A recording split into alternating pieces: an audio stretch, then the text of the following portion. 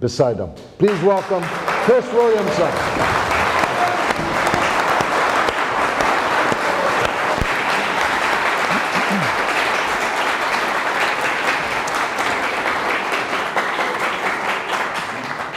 Well, once again, let me return the compliment that George has paid me again in his introduction to this second session today.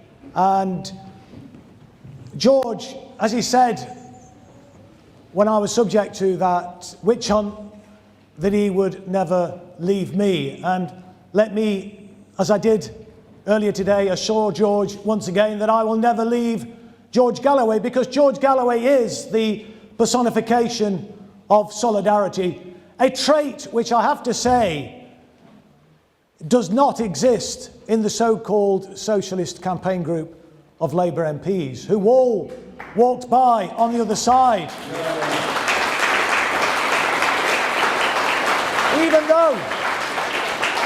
Even though Jeremy, who I was Jeremy Corbyn's loudest supporter in the Parliamentary Labour Party, used to say we will never walk by on the other side, whilst walking by on the other side when it came to me and many, many other comrades who were Jeremy's Praetorian Guard, who were being systematically thrown under the bus precisely because they supported Jeremy Corbyn in his programme and his support for the Palestinian cause and the liberation of the Palestinian people. And we must never be shy and fearful about standing up for what's right. Now, I took the view as a member of Parliament, maybe I'm, I don't know, naive, stupid, I don't know, but I used to think being a politician, having a political platform, you have to use that political platform to stand up for what's right. But it seems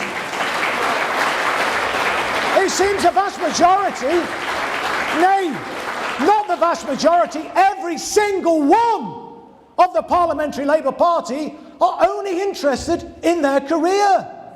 And, you know, George said that I was inoffensive and never offended anybody, and yet, that didn't stop one Lynn Brown MP seeking a crowdfunder exercise to have me assassinated, because I was told by her that I was giving the Parliamentary Labour Party a collective nervous breakdown.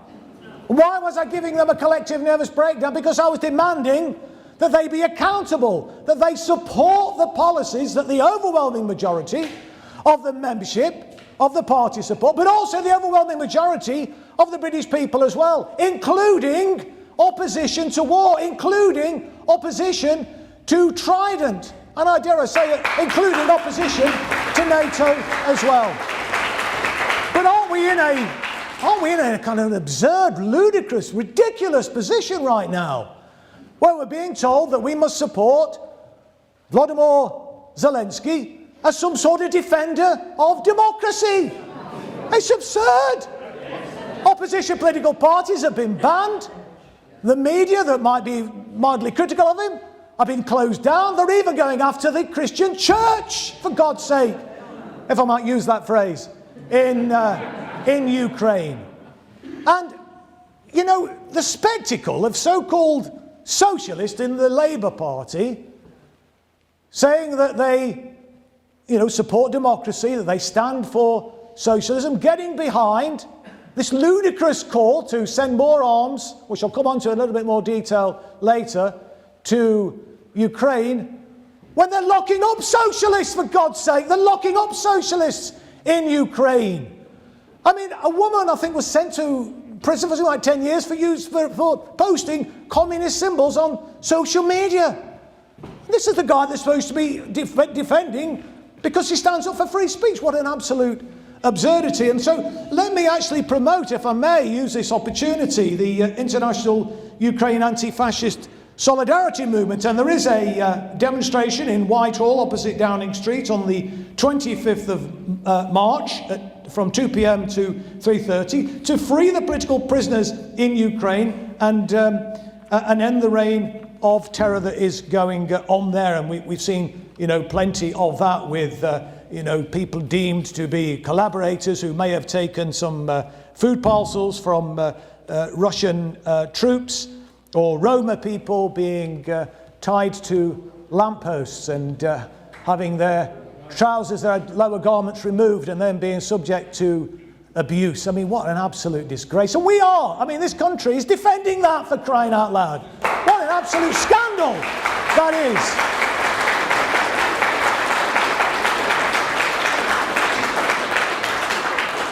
And don't we miss at a time like this, somebody like Julian Assange, who's languishing in Belmarsh prison.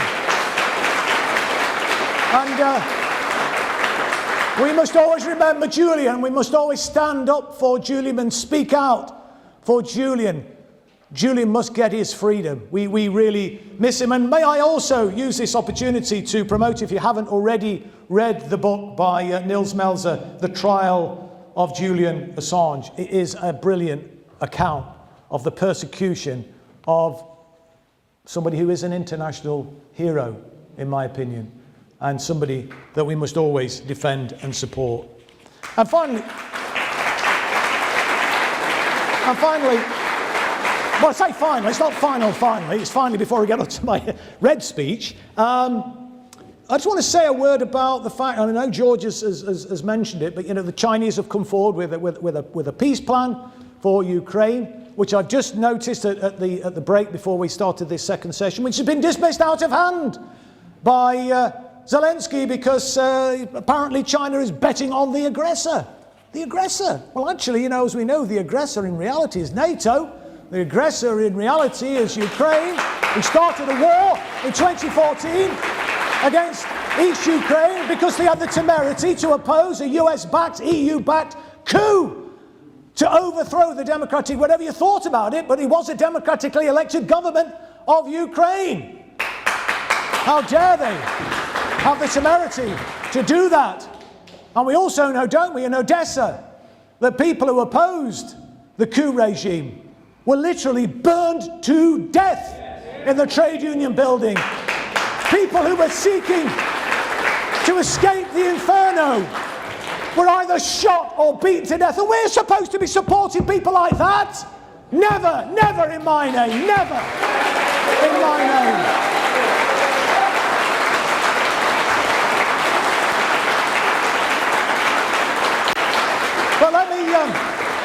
But let me move on to the main point of what I was asked to speak about today, and that is about the Labour Party's association with NATO. And you know, I was a member of the Labour Party for 43 years, joined as hard to believe, isn't it, looking at my youthful appearance, I know, but anyway, yeah. I am actually, I've told everybody this, I'm suffering terribly with the sciatica at the moment, so I was going to bore you with that now, and so I'm not getting much sleep, so if I'm looking a bit sort of tired around the eyes, that's the reason why. It's not my vegan diet, comrades, I assure you of that. But look, I was a member of the Labour Party for 43 years, and you know, I always believed really that the Labour Party, you know, was a vehicle for progressive change, and I mean, many good things were brought about under Labour governments. Let's be honest about it. But much more could have been done, and I want to get into now the Labour Party's links to, its integral links to, in fact, NATO. And so because of my longevity in the Labour Party, a former Member of Parliament like George, a Labour MP, so not as long as George, but 7.5 years, I was, as we know, witch hunted out of the Labour Party. Maybe if I'd have kept my head down and quiet, I would still be a Labour MP, drawing a nice fat salary and building up a pension pot. But as I say, my opinion is, I was amazed, you know, I was literally, honestly, you made me call me naive, but I was amazed. I was the only one. Look, I'm just a bricklayer, ex-bricklayer. Hard to believe these hands used to lay bricks, they're very soft now, but I was the only one that was prepared to kind of speak out and use your platform to actually speak up for what's right. And so I was asked to talk about, as I say, the Labour's connection to NATO. And, you know, in the early 1980s, when the peace movement was in the ascendancy, I mean, I honestly, genuinely thought that the Labour Party could be a catalyst to reverse the arms race. I mean, God, how naive was I? I mean, Tony Benn was in the ascendancy. those of you that are old enough to remember that. And of course, the long-time peace campaigner, Michael Foot, was elected as the Labour Party leader in November 1980. I thought we're on the way here. But the decades that followed, of course, were a rude awakening for me and for many, many other people, I'm sure.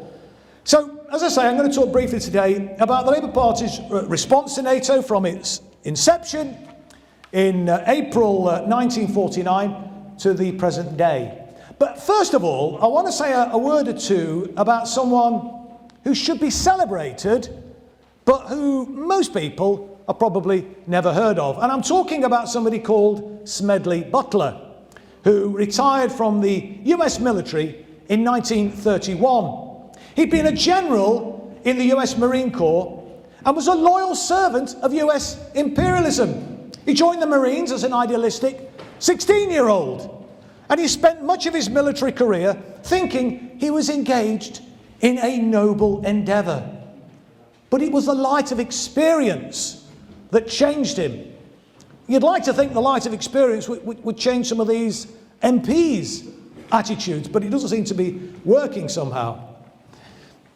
Smedley Butler came to the awful realisation that his military career wasn't in the service of a noble cause after all. He recognised that he was simply serving the profit motive of big business.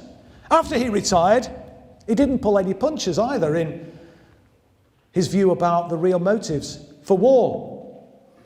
He said that he spent most of his time, and I quote, as a high-class muscle man for big business, for Wall Street and for the bankers. And he added, in short, I was a racketeer for capitalism.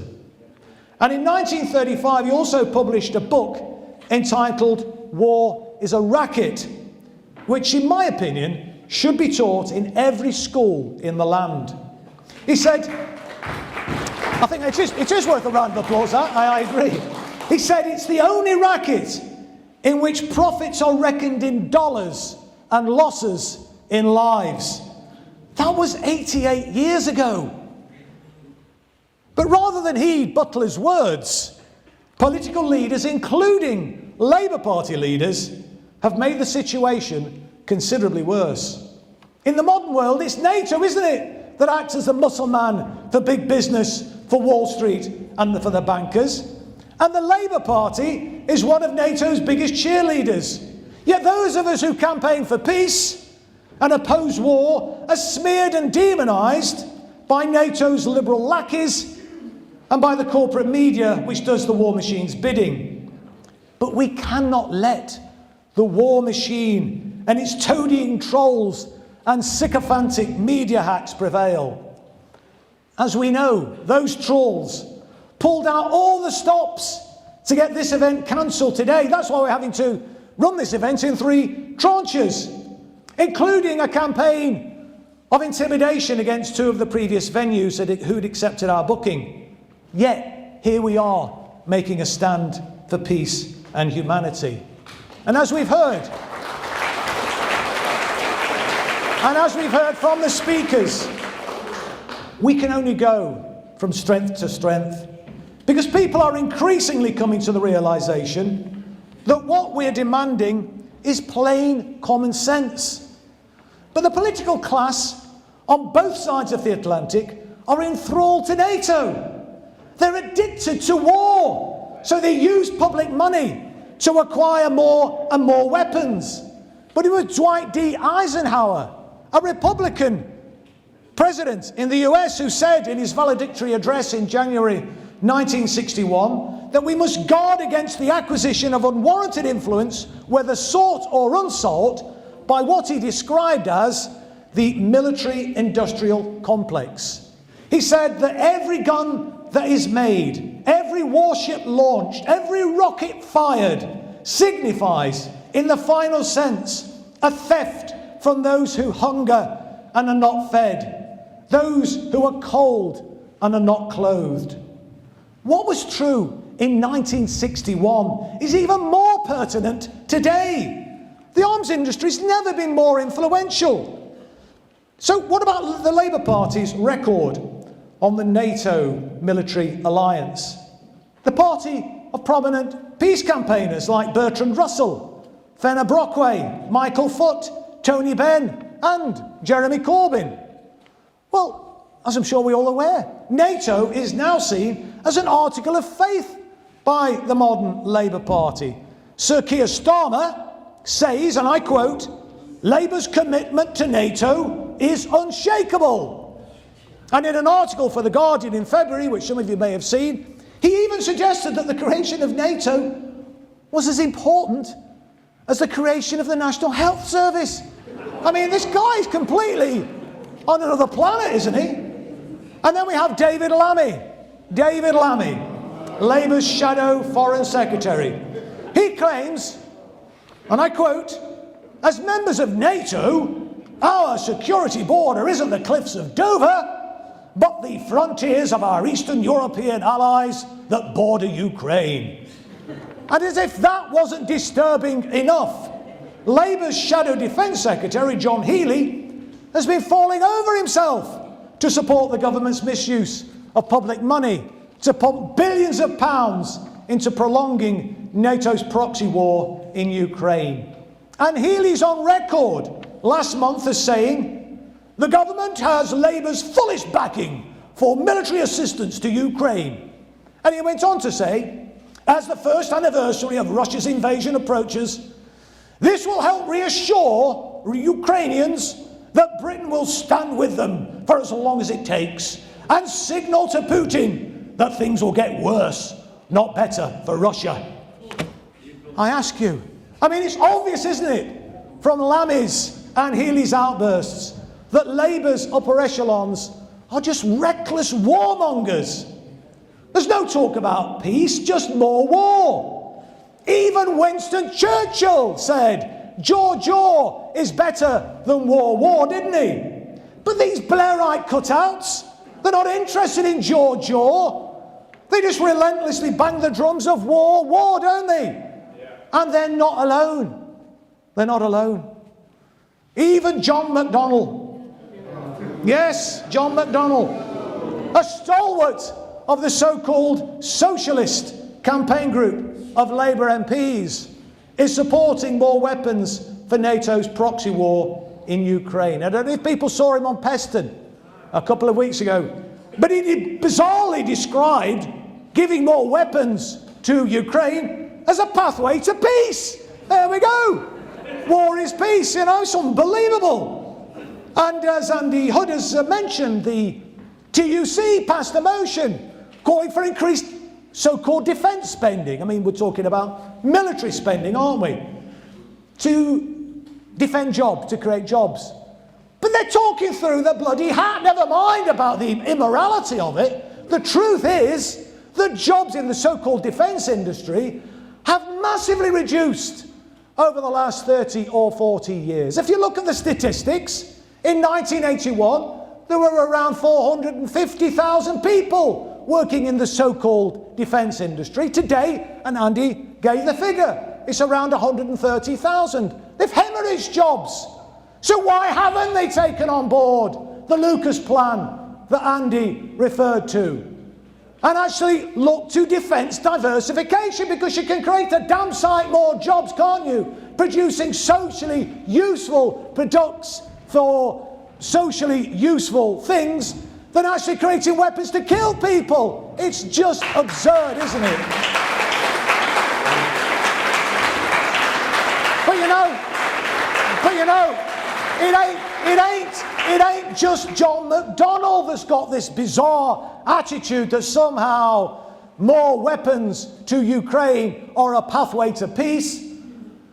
Loads of the so-called socialist campaign group take the same view, along with various trade union leaders. I don't know if people saw that statement that was signed by a number of them the other week, but it was signed by 5, there may have been more added to it since I last looked, but 5 members, in addition to John McDonnell of the so-called socialist campaign group, signed this motion. They were Ian Lavery, it's astonishing, Clive Lewis, Rachel Maskell, Lloyd Russell Moyle and Nadia Whittam. They've all signed a statement demanding that all all of the UK's surplus military equipment that's due to be replaced should be gifted to Ukraine.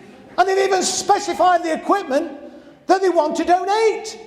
It includes all the surplus Challenger tanks, send them to Ukraine. All the Typhoon fighter aircraft, send them to Ukraine. Armoured reconnaissance vehicles, send them to Ukraine. And infantry fighting vehicles, let's get them over to Ukraine. Because they claimed that that would, and I quote, help Ukraine win more quickly with less suffering. With less suffering. I mean, again, you know, these people, what planet are they on? I mean, they couldn't be more delusional, could they? And let's remember, when we're talking about NATO, this iconic Labour government, Clem Attlee's Labour government, which is often trotted out at this as a great reforming Labour government from 1945 to 51. That was the Labour government that helped to establish NATO in the first place in 1949. In fact, Attlee's government was a key architect of the North Atlantic Treaty Organisation. And in spite of all the bellicose rhetoric about the USSR drawing an iron curtain across Europe, a phrase that was coined by Winston Churchill in 1946, NATO was created 6 years before the Warsaw Pact even came into existence. So it was NATO that was creating an iron curtain in Europe, not the Soviet Union.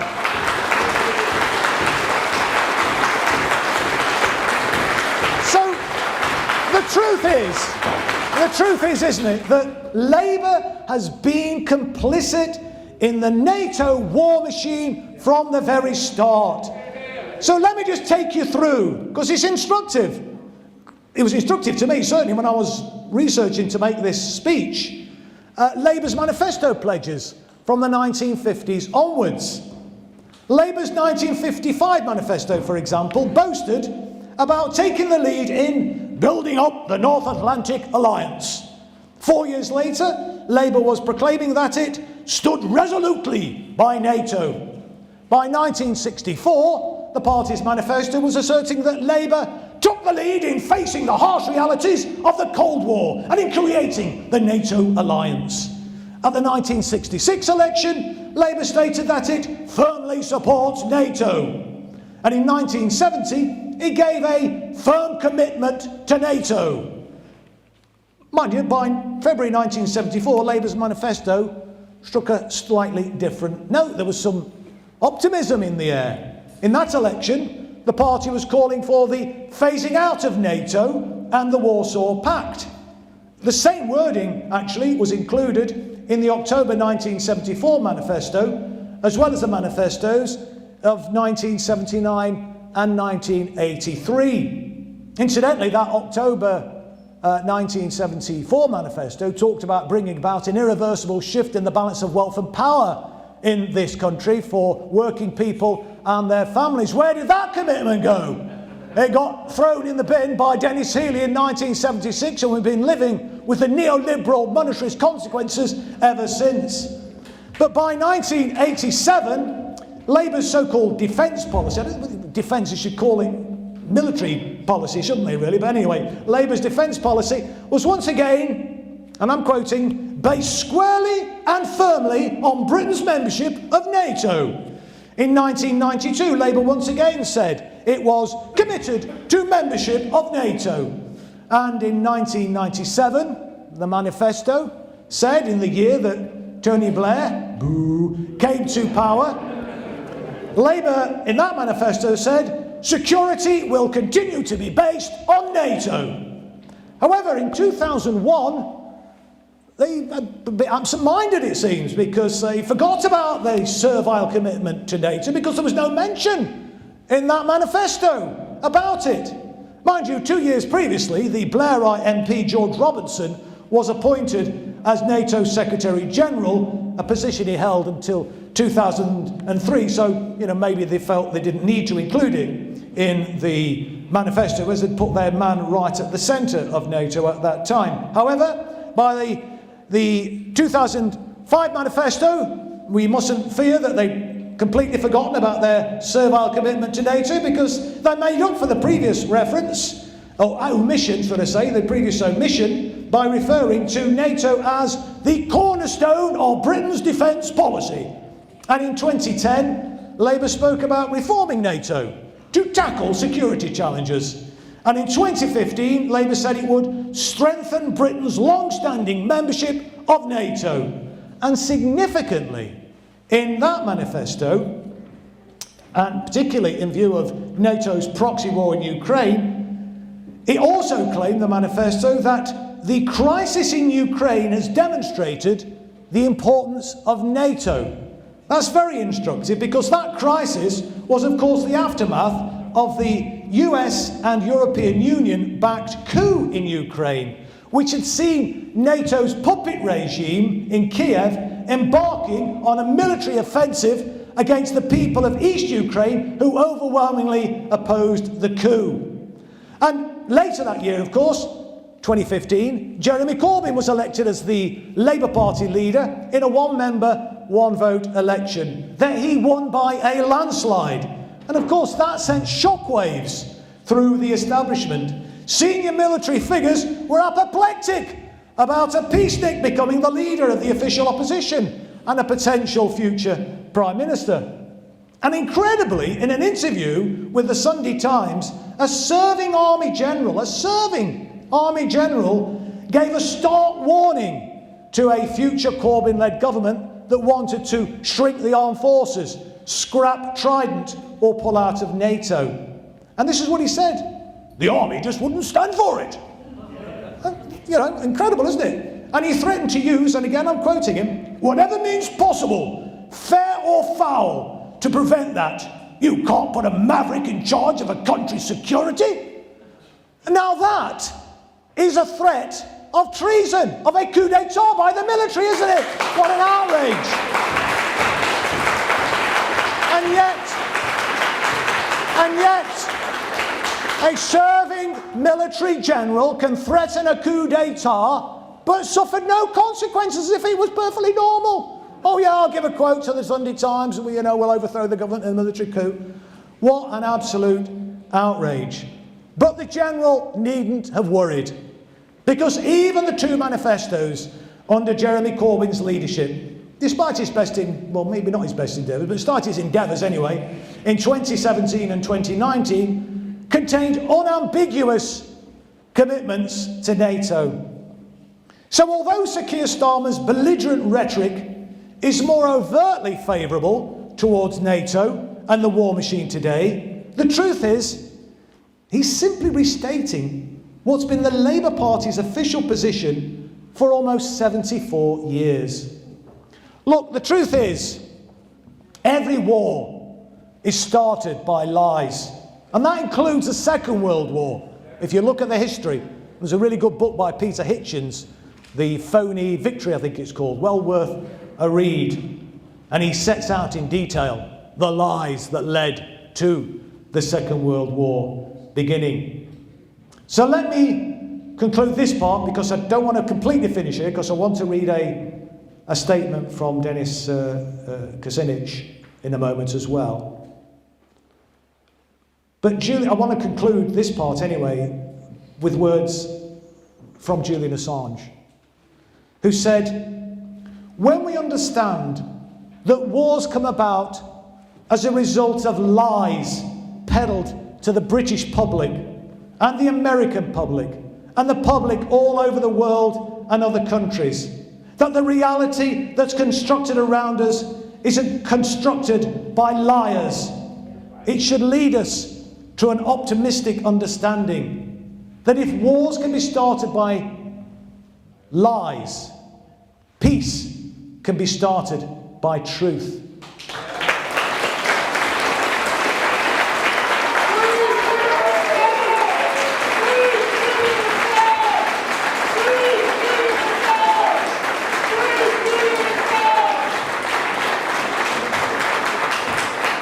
And so, comrades, friends, fellow peace campaigners, that must be our task when we leave this rally today. In the words of John Lennon, all we are saying is give peace a chance. But let me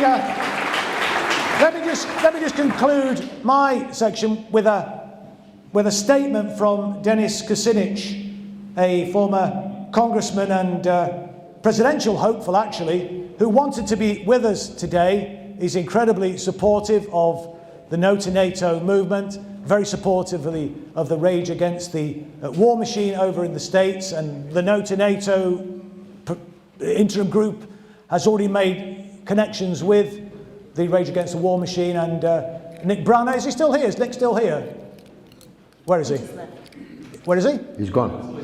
He's outside. Well, anyway, Nick Brana, who's the leader of the Rage Against the War Machine and the chair of the People's Party. They're trying to create an alternative to the one-party state, which we basically got in this country as well. Now there's no real difference between Labour and the Tories. There's no real difference between the Democrats and the Republicans in the United States. And we heard from Nick earlier, who I was on believe it or not, a Twitter space with him yesterday afternoon, and then he got on a plane in Washington, flew over here overnight, and actually made a brilliant speech to the morning session. And we also heard from another fantastic American speaker as well. We've had some brilliant speeches all day, and it's a real privilege to be part of that and be part of these platforms. But let me just read to you, in conclusion, the statement from Denis Kucinich. He said, "As you gather today in London, know there are many Americans who are cheering on your efforts to awaken the United Kingdom to the disaster which awaits everyone should NATO members continue to choose escalation over diplomacy in dealing with Russia. The war in Ukraine should have never happened. Western leaders have used the brave men and women of Ukraine as pawns in an international power play to isolate Russia and destroy its energy resources. The destruction of the Nord Stream pipelines under orders of President Biden, as reported by Seymour Hersh, is a grim reminder of how the domestic security of the German people in winter was cynically sacrificed to the callous designs of global domination by ideologues. Let us stand together for the security of our nations and the world, for an end to the war in Ukraine, for an end to the danger of nuclear war, and for a new beginning, assuring human and ecological security under the banner of strength through peace." Bravo. Thank you. Thank you very much. Chris Williamson. Outstanding. And this outstanding meeting is growing and growing. All of the video of all of the speeches will be released. You'll see online that which you were not able to see in the overcrowded, packed first session. Chris mentioned the world historic hero, Julian Assange, who cannot be with us, who would, I'm sure, have been with us, and he may never be able to hear what was said here today. But Julian's wife and children surely will. So let's take a moment to cheer to the rafters the contribution made, the inspiration shown by the great Julian Assange. Free, free, Julian Assange. Free, free, Julian Assange. Free, free, Julian Assange.